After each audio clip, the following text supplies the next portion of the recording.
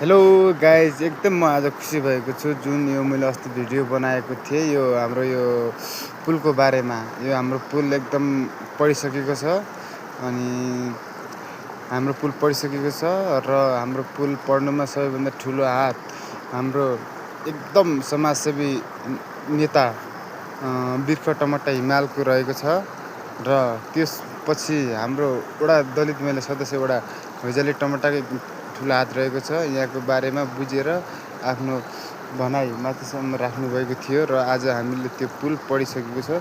अब केही दिनपछि काम स्टार्ट हुन्छ। हेर्नुहोस् यस्तो बर्खामा लागिरहेछ, पानी खोला पानी बढिरहेछ। यस्तो नाजुक थियो र उहाँलाई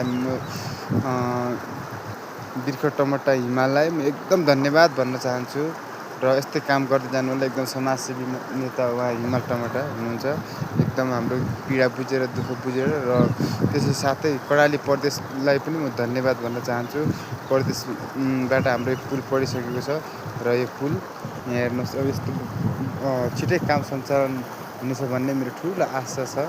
धन्यवाद।